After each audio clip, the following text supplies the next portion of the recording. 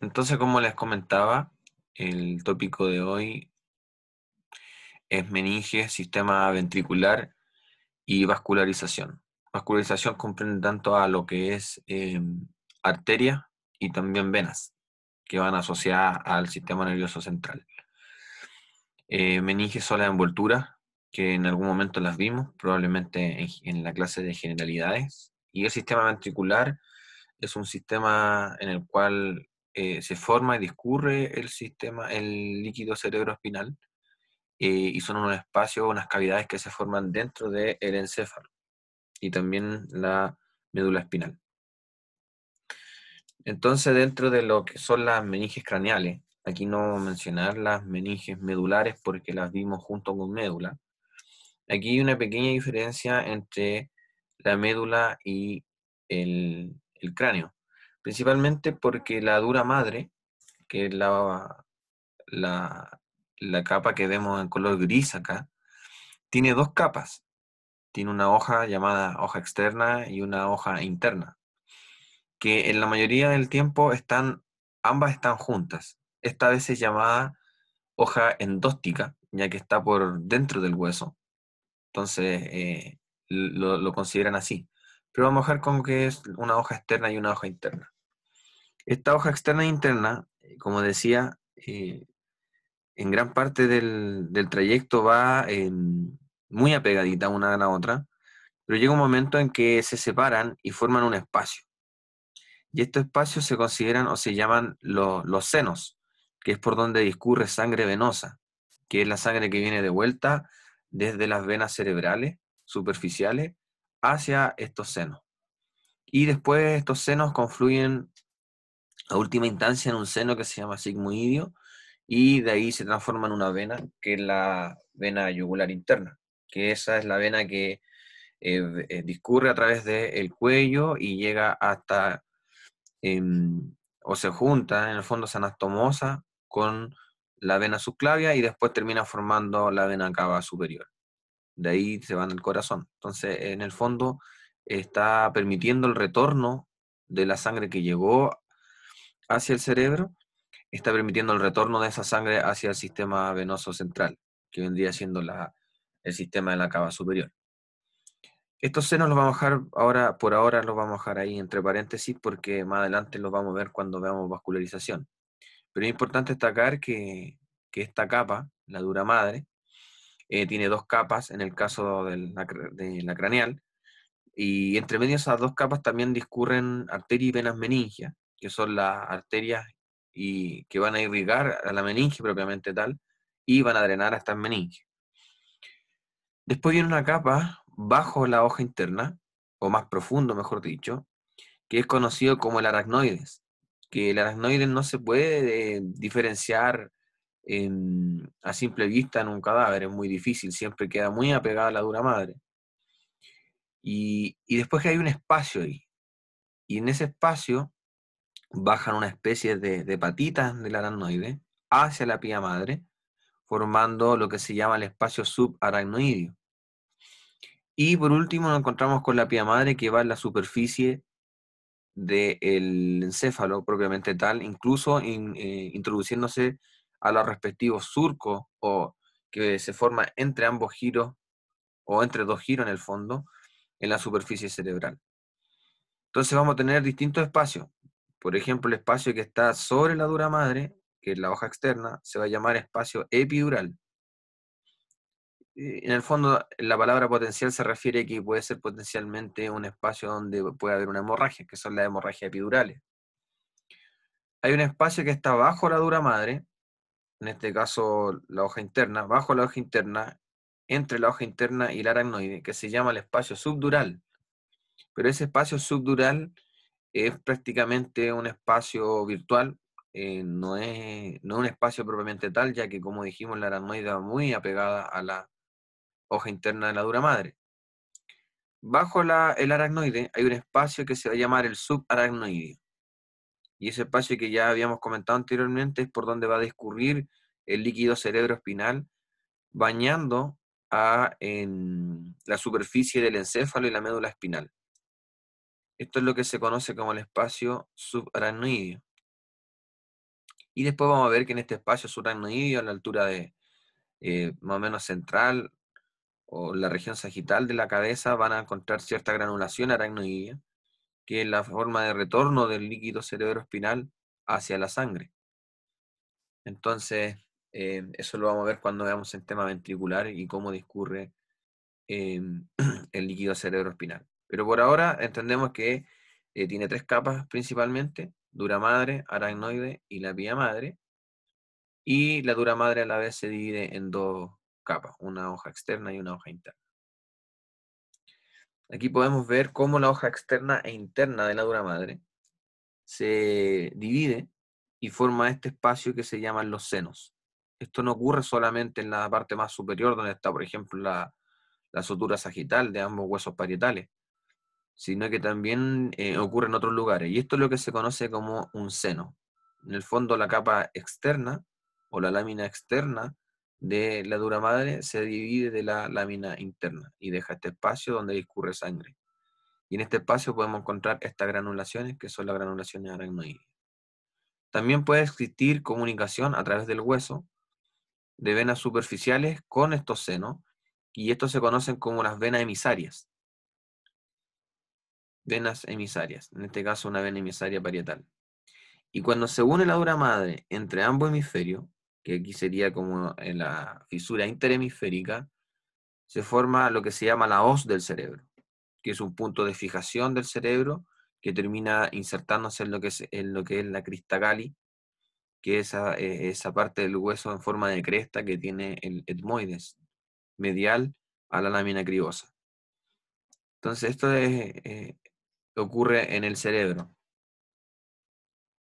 Acá vemos una visión superior de la dura madre, donde fue retirada la capa externa y podemos ver el seno por donde discurre sangre venosa a través de él. Y este seno, como decíamos, se formaba por la separación de la lámina interna con la externa. Y aquí vemos algunas granulaciones aracnoidea en el espacio, hacia el espacio subaracnoideo. Y aquí vemos otras más. También vemos en la superficie la impresión de arterias, que son las arterias meningias, en este caso la arteria meningia media, que da rama en toda la porción lateral del cerebro, pero obviamente no asociada al cerebro, sino que a la meninge que lo envuelve. Y esta arteria meningia queda su impresión marcada por dentro del hueso parietal. Cuando uno toma un hueso parietal y lo ve por dentro, está lleno de surcos, y son los surcos de esta arteria, que es la meninge media.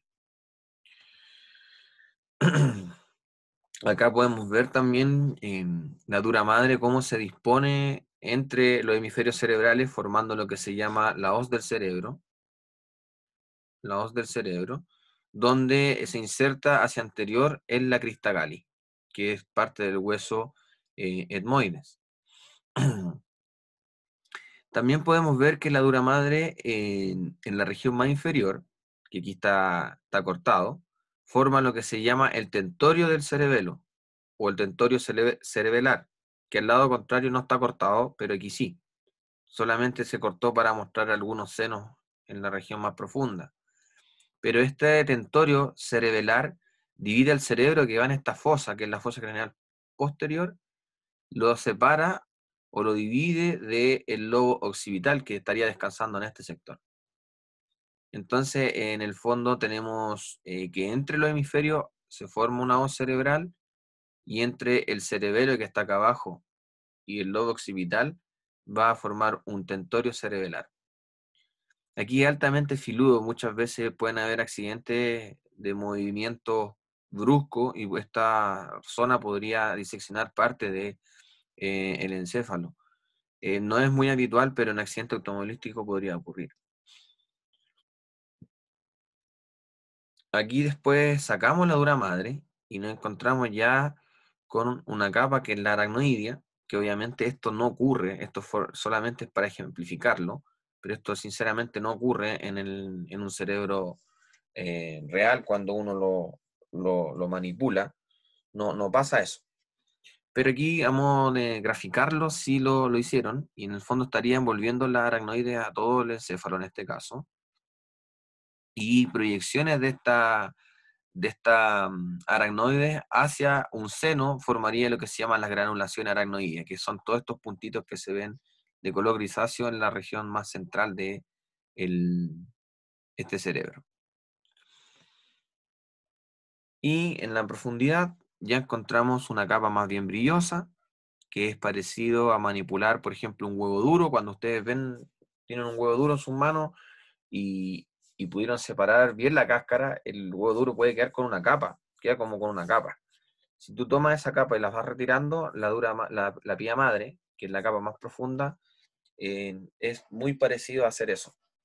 Y aquí es donde encontramos la pía madre envolviendo cada uno de los surcos y los giros del cerebro. El cerebelo, de hecho, se introduce en cada una de estas laminillas cerebrales y empieza a envolver prácticamente todo lo que es el sistema nervioso central, donde también va a permitir que discurran a través de ella las arterias para poder irrigar este encéfalo. Entonces la pía madre en el fondo es la más profunda y es la que lleva la irrigación hacia el cerebro, la irrigación principalmente superficial. Ya entrando al sistema ventricular, podemos introducir que el sistema ventricular es un sistema de unos espacios internos que tiene el encéfalo y la médula espinal, en la cual va a permitir que se deposite este líquido cerebroespinal y a la vez se produzca. Este sistema ventricular es bastante necesario, ya que permite que el cerebro tenga un peso inferior al real, al peso neto, que son cerca de 1500 gramos, 1400 gramos.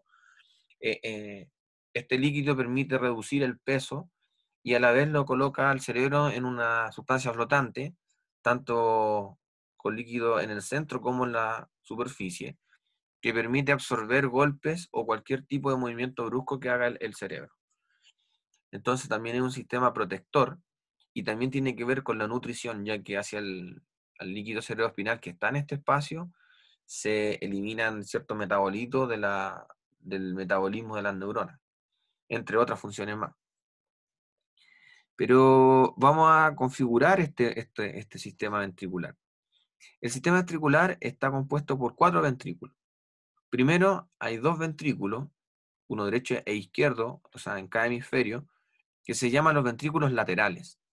Y estos ventrículos laterales están compuestos por un cuerno frontal, una porción central, o también a veces le llaman el cuerpo del ventrículo lateral, un cuerno occipital y un cuerno temporal. Y como pueden ver, tienen forma de C, igual que los núcleos, como el núcleo caudado o también como el fornix, tienen forma de C debido al desarrollo del cerebro, ya que el cerebro se desarrolla desde frontal, parietal, occipital y después se va hacia temporal. Entonces, por eso tiene una forma de C. Este ventrículo lateral, que aquí estamos viendo solo el lado izquierdo, el lado derecho también tiene, de la misma situación, después vamos a ver en otra fotografía, está comunicado por un foramen que se llama el foramen interventricular, que en algunos lados lo pueden escuchar como foramen de Monro. Este foramen interventricular comunica el ventrículo lateral, tanto derecho e izquierdo, con un tercer ventrículo. Y este se llama tercer ventrículo ya que los ventrículos laterales son 2. Entonces, por eso este adquiere el nombre de tercer ventrículo. Y este tercer ventrículo está ubicado en el diencéfalo, entre ambos tálamos. De hecho, aquí se ve un orificio que es por donde cruza la adhesión intertalámica. ¿Qué es la adhesión intertalámica? La unión entre ambos tálamos. Es una especie de puente, que técnicamente es una comisura. Entonces, las paredes laterales del tercer ventrículo está dado principalmente por el tálamo, y ese anterior por el hipotálamo.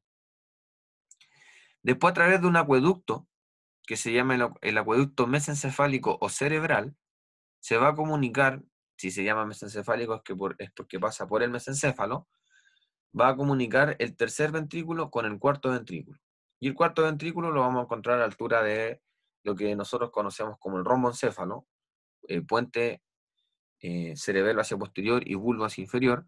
Tiene una forma de rombo, de ahí viene el nombre de este sector como romboencéfalo, donde va a tener 3 agujeros principales. Uno que se va a llamar la apertura mediana, conocido antes como agujero de Magendie, y 2 aperturas laterales, que antes eran conocidos como agujeros de Luska, hoy día se llaman aperturas laterales, que permite que este líquido que se formó en cada uno de estos ventrículos discurra hacia el exterior y permita bañar todo el sistema nervioso central, tanto médula, tronco encefálico, cerebelo y cerebro.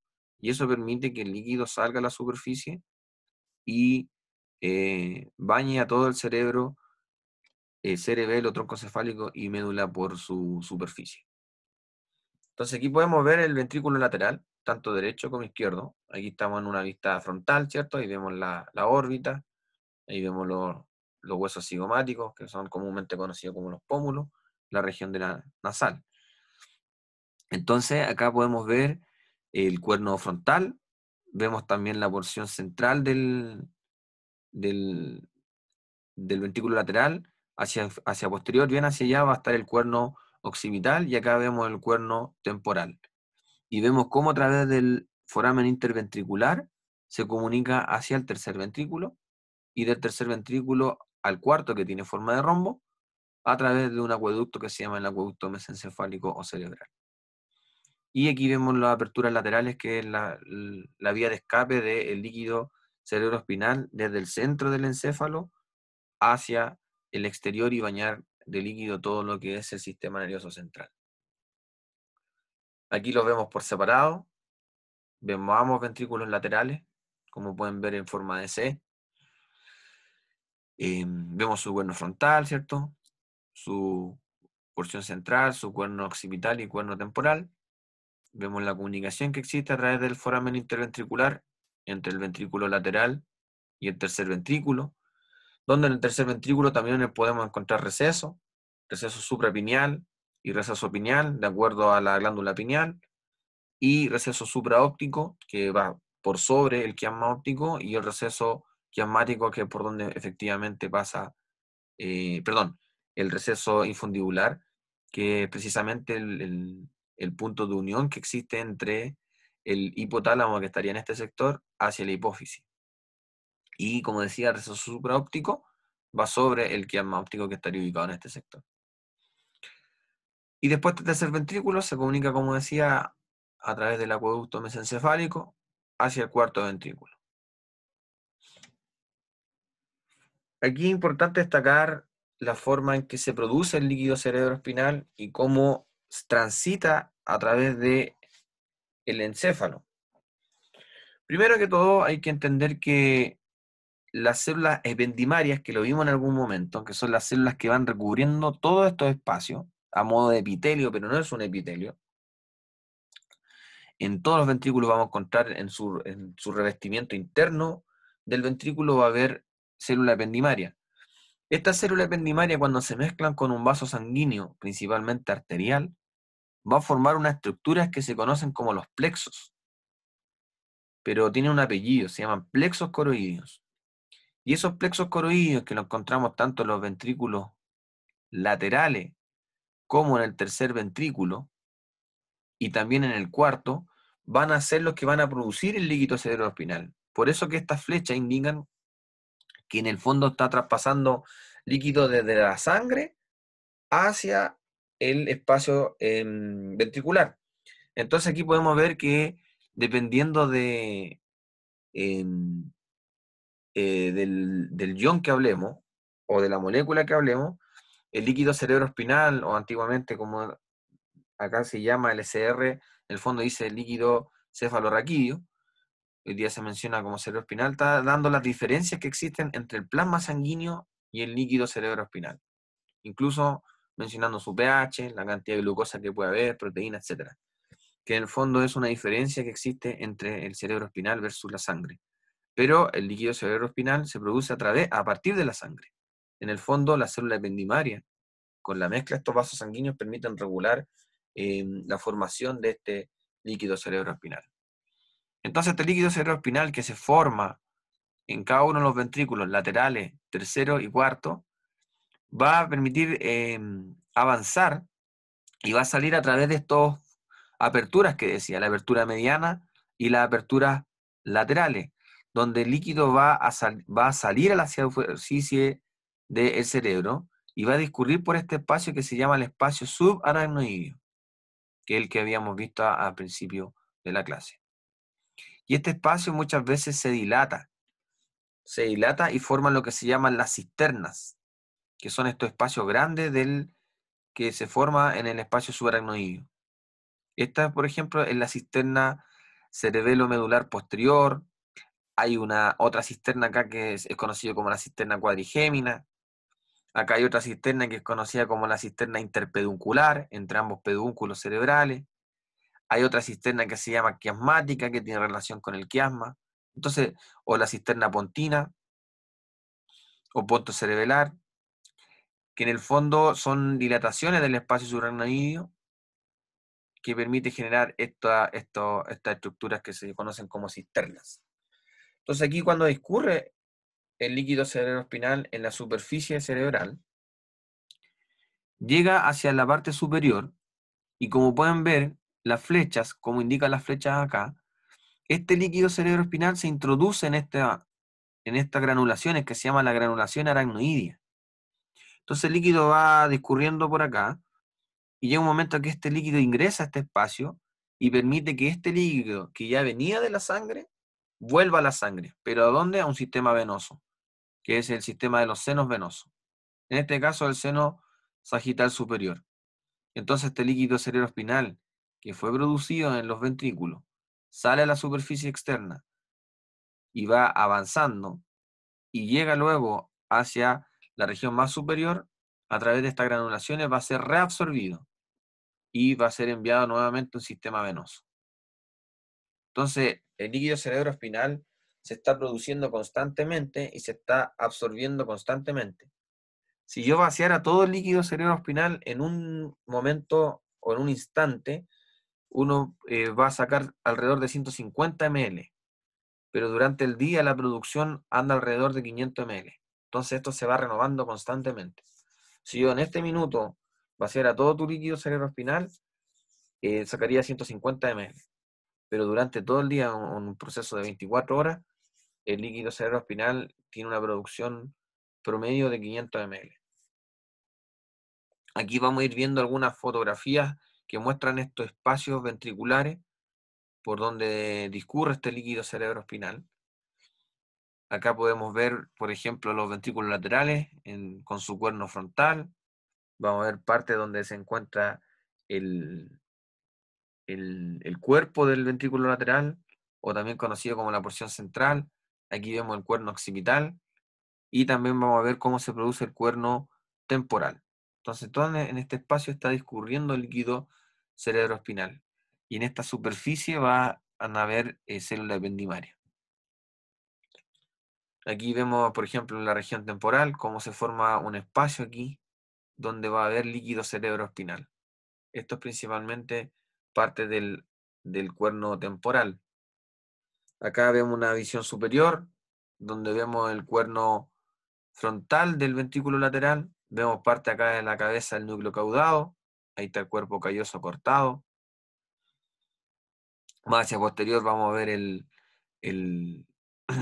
tálamo y vemos también la porción central del ventrículo lateral y también vamos a ver el cuerno occipital del ventrículo lateral, como se puede observar en una visión superior.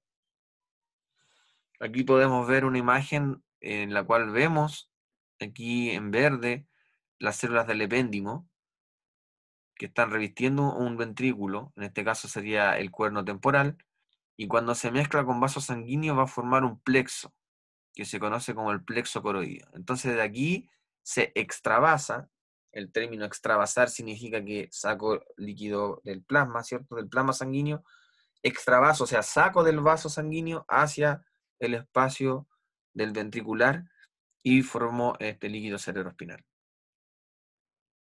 Aquí nuevamente una visión superior, cuerno frontal, en el cuerpo o la porción central del ventrículo lateral y el cuerno occipital. Aquí vemos un corte frontal, donde podemos ver, por ejemplo, el fornix. Acá vemos el cuerpo calloso, la fisura longitudinal o interhemisférica. Aquí vemos el espacio del tercer ventrículo. Vemos epéndimo, que cuando se mezcló con vasos sanguíneos formó un plexo. Aquí deberíamos estar viendo el tálamo en este sector. hacia el lateral, y vemos también la proyección del plexo coroideo del ventrículo lateral. Entonces todos estos plexos van a ser los encargados de formar líquido cerebroespinal. Aquí es más de lo mismo, el fondo. Estamos viendo los ventrículos laterales, cómo el epéndimo reviste estos ventrículos. Eso principalmente es lo que quiero que vean en esta fotografía. Y aquí vemos el espacio del tercer ventrículo. Entonces aquí vemos los límites del tercer ventrículo. Por ejemplo, el techo está dado por la tela y el plexo coroideo, que vendría siendo esto de acá, tercer ventrículo. La pared anterior tenemos las columnas del fornix, que estarían alrededor de este sector. Columna del fornix. Tenemos la comisura anterior, que vendría siendo en esta altura. Después tenemos la lámina terminal, que vendría siendo esta lámina que se ve acá. Y tenemos el receso triangular y supraóptico, que vendría siendo estos recesos que están acá. También tenemos la pared lateral, que vendría siendo principalmente el tálamo, que ahí se ve parte del tálamo, ahí está la adhesión intertalámica. También el surco hipotalámico y el hipotálamo propiamente tal. Eso vendrían siendo las paredes laterales del tercer ventrículo, de este espacio. Una pared posterior, comisura venular, que estaría más o menos en esta altura. Tenemos la comisura posterior, que estaría un poco más abajo, acá. Y bueno, receso suprapineal y receso pineal, que están asociados a la glándula pineal. Y tenemos también en el suelo un receso que es el receso infundibular. Esto sería parte del suelo. Entonces todo eso está delimitando al tercer ventrículo. Y después se comunica a través del acueducto cerebral a el cuarto ventrículo. En el sistema arterial del encéfalo es importante empezar desde abajo hacia arriba para entender de dónde vienen las arterias. Van a haber hartas arterias, pero no se asusten porque principalmente les voy a explicar el recorrido primordial que tienen que manejar para entender cómo se irriga y se drena el cerebro. Así que no vamos a entrar en tanto detalle. Pero es importante mencionar, que lo vamos a ver más adelante, después del sistema nervioso y en el sistema cardiovascular, vamos a ver que a partir del corazón sale una gran arteria, que es la arteria aorta, que tiene una porción ascendente, un arco y una porción descendente. Y a partir de este arco salen troncos. Primeramente hacia el lado derecho sale un tronco cefálico, que después se bifurca, se divide en una carótida común derecha y en una subclavia derecha. Pero si en el lado izquierdo no pasa lo mismo, sino que sale un vaso directamente desde el arco, que es la carótida común izquierda, y también sale un vaso directamente desde el arco, que es la arteria subclavia izquierda. Entonces en el lado derecho solamente pasa esto del tronco cefálico. ¿Con cuál arteria nos vamos a concentrar aquí? Con la carótida común derecha y con la subclavia, que da una rama que se llama la arteria vertebral. ¿Y por qué se llama arteria vertebral? Porque se va o discurre a través de las vértebras. Recuerden que las vértebras cervicales tenían unos forámenes al lado, que se llamaban los forámenes transversos. Entonces, a partir de la sexta vértebra cervical hasta la primera, discurre esta arteria que se llama la arteria vertebral. Entonces, tanto la arteria carótida como la arteria vertebral, que vienen de distintas partes, como pueden ver, la izquierda, carótida común izquierda, viene directamente del arco, mientras que la derecha proviene del tronco brachiocefálico, y la arteria vertebral derecha e izquierda provienen de la arteria subclavia, tanto derecha como izquierda. Esta arteria vertebral y la carótida, principalmente la carótida interna, son las arterias que van a permitir darle la irrigación al cerebro. Entonces, como les decía, no se asusten, simplemente es para entender cómo llegan estas arterias hacia el cerebro. De acuerdo a lo que estaba hablando anteriormente, aquí tenemos la arteria carótida común, que en la altura de la cuarta vértebra cervical se bifurcan dos arterias. Una arteria que discurre por el cuello, pero no da ninguna rama en el cuello, que es la arteria carótida interna, y la carótida externa, que la carótida externa se preocupa principalmente de darle irrigación a todo lo que es la región de la cara. Y la arteria vertebral, que emerge de la subclavia, sube a través de las vértebras e ingresa por el foramen magno a formar un tronco que se llama el tronco basilar o arteria basilar, que de aquí van a salir varias arterias para irrigar tanto cerebelo como puente, bulbo, etc. Entonces, en el fondo, lo que quiero ejemplificar con este esquema es que tenemos la arteria vertebral que va a ingresar a través del foramen magno hacia la región endocranial para darle irrigación al cerebro, y la carótida común que se bifurcó en una carótida interna, y esta interna pasa a través del hueso temporal e ingresa hacia la región endocranial para dar también inicio a la irrigación cerebral. Entonces, por ende, aquí podemos inferir que existe un sistema alterno. Uno que va a estar dado principalmente por la arteria vertebral y otro por vía carótida interna. Llegando a la carótida interna y la arteria vertebral hacia el cerebro, va a formar un círculo que se llama el círculo arterial cerebral, antes conocido como el polígono de Willis. Entonces la arteria vertebral se anastomosa, se une y forman una arteria basilar. Y esta arteria basilar está descansando en un surco que existe en la cara anterior del puente, que se llama el surco basilar, de ahí su nombre. Y a partir de este tronco, o de esta arteria, que es la arteria basilar, van a salir distintas arterias. Por ejemplo, la arteria cerebelosa inferior anterior, la arteria laberíntica, también conocida como auditiva interna, que va hacia el oído interno, en la que irriga principalmente las estructuras del oído interno, que lo vamos a ver en la siguiente clase. Arterias pontinas, que van a irrigar el puente. Arteria cerebelosa superior, que va a ir irrigando al cerebelo por la región superior. Y después va a terminar bifurcándose, formando dos arterias, una derecha y una izquierda, que son las arterias cerebrales posteriores. A partir de estas arterias cerebrales posteriores, van a ser una arteria que se llama la arteria comunicante posterior. ¿Pero qué comunica? Porque se llama comunicante. Va a comunicar a la arteria carótida interna que venía llegando, y que a la vez esta carótida interna va a dar una formación a una arteria que se llama la cerebral media. Teníamos la cerebral posterior, cerebral media. Después continúa el recorrido, formando lo que se llama la arteria cerebral anterior, y esta arteria cerebral anterior va a tener una especie de puente entre ambas arterias cerebrales anteriores, formando lo que se llama la arteria comunicante anterior, que es donde se produce la mayor cantidad de neurisma. Aquí en el centro vamos a encontrar principalmente donde está descansando la hipófisis, por ende vamos a cerrar un verdadero círculo, y por eso se llama círculo arterial cerebral. Entonces aquí vemos cómo en una visión lateral sube la arteria carótida, a la altura de la cuarta vértebra cervical se bifurca, dando origen a la carótida interna, que pasa a través del hueso temporal e ingresa hacia la región endocranial, dando origen también a la cerebral media en este caso. Por eso que muchas veces cuando sube la presión, la persona refiere una especie de chiflido en el oído. Como es pulsátil, suena...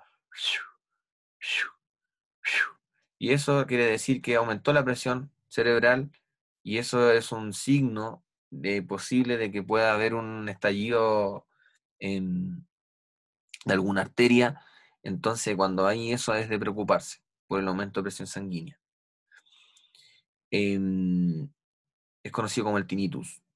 Acá vemos cómo la arteria vertebral que viene de la subclavia sube a través de los forámenes vertebrales, o mejor dicho, no son los forámenes vertebrales, sino que el foramen transverso de las vértebras cervicales, llegando hasta el atlas, y aquí forma 90 grados hacia allá y después 90 grados hacia acá. Por eso cuando este sector está rígido, no deja que fluya muy bien la sangre acá, y como la arteria laberíntica, que es la que vemos ahí, que se va hacia el conducto auditivo interno a irrigar la región del oído interno, que tiene que ver con el equilibrio, tiende a uno a marearse o a tener cierto vértigo. Y esto es muy común en la tercera edad hacia arriba, ya que ellos son personas que habitualmente pierden el equilibrio por tener rígida esta región del cuello. Entonces aquí llega la arteria vertebral, formando después la arteria basilar, que descansa en la porción basilar del occipital, dando origen a la cerebral posterior. Aquí vamos a encontrar las cerebrales medias y ahí está la cerebral anterior. ¿Y qué queda en el centro? la fosa hipofisiaria, donde descansa la hipófisis. Entonces tiene una doble irrigación el cerebro.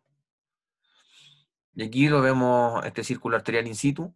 In situ significa puesto en el cerebro. Podemos ver las arterias vertebrales, ¿cierto? Como la arteria vertebral va a dar origen a una arteria acá, que se llama la arteria cerebral infero-posterior.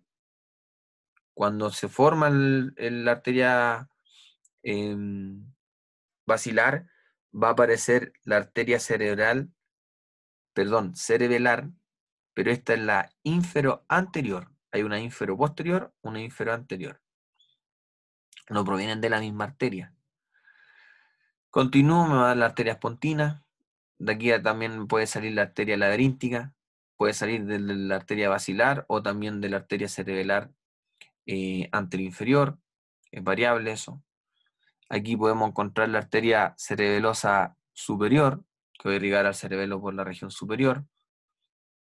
Y aquí podemos ver cómo la arteria basilar se divide en dos, formando la arteria cerebral posterior, que va a dar irrigación a toda la región del lobo occipital principalmente y parte del temporal. Después continúo con la comunicante, que en este caso posterior, para conectarme con la carótida interna. Y a partir de la carótida interna va a dar origen a la cerebral media, perdón, dando principalmente irrigación a toda la cara lateral del cerebro. Y después continúo con la cerebral anterior, que va a dar principalmente irrigación a la cara medial del cerebro y el polo frontal. Y ahí se ve la comunicante anterior. Aquí estaría el hipófisis. Ahí se ve parte del nervio óptico, el quiasma óptico. Entonces aquí podemos ver la división, la cerebral posterior, cómo va a dar irrigación principalmente en la región occipital. Aquí vemos la cerebral carótida interna, aquí vemos parte de la cerebral anterior, cómo va a dar irrigación principalmente a la cara medial y frontal del cerebro. Y la cerebral media, que acá no la vamos a ver porque se ve por lateral. La cerebral media, cómo va a dar irrigación principalmente a la cara lateral del cerebro. Principalmente parte del lobo frontal, lobo parietal y parte del lobo temporal. Entonces aquí vemos los territorios de irrigación. En la cara medial, principalmente la cerebral anterior y la cerebral posterior, tanto al lobo occipital como temporal. Y en la cara lateral, la cerebral media, que le va a dar principalmente irrigación a la cara lateral del cerebro. Después el sistema de drenaje, como comentábamos anteriormente, está dado por estos espacios, por estos senos, que era el espacio que se formaba entre la lámina externa e interna de la dura madre. Forma estos senos, aquí vemos un seno sagital superior. Y aquí vamos a ver distintos senos. Está el seno sagital superior, que es el que habíamos mencionado anteriormente. Hay un seno sagital inferior, por ende, si hay uno superior, tiene que haber un inferior. Tenemos un seno que es conocido como el seno recto. También encontramos los senos transversos.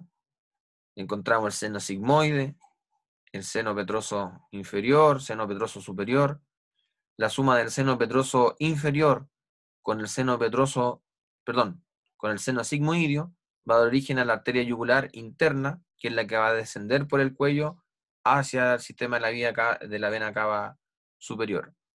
También podemos ver la unión de una vena, que es la vena cerebral magna de Galeno, que es por donde va a drenar las venas superficiales del cerebro hacia esta vena para hacer el retorno hasta el sigmoide y de ahí a la vena yugular interna. Aquí está la confluencia de los senos, antes conocida como la prensa aerófilo. Aquí tenemos una imagen de Sobota, la anterior a la Néter. Vemos más de lo mismo. Seno sagital superior, seno sagital inferior. Aquí vemos el seno recto, seno transverso, confluencia de los senos. Aquí vemos el seno sigmoide, seno petroso inferior, y la unión de ellos va a dar origen hacia inferior la vena yugular interna. Y ahí está drenando todo lo que es los senos hacia el sistema venoso. Y aquí podemos ver también un seno que se llama el seno cavernoso, que está rodeando a la hipófisis, que es el sistema de drenaje que tiene la hipófisis hacia el resto de los senos para llegar al seno petroso inferior y luego de nuevo a la yugular interna, que estaría descendiendo a través de esta altura. Aquí vemos una visión superior de los senos, por ejemplo. Aquí vemos el tentorio, que es la dura madre que separa al cerebelo, que estaría en la fosa cerebral posterior, perdón, esta es la fosa craneal posterior, y superior a este tentorio, o tienda del cerebelo, va a estar el lobo occipital. Aquí podemos ver el seno parietal, al seno cavernoso.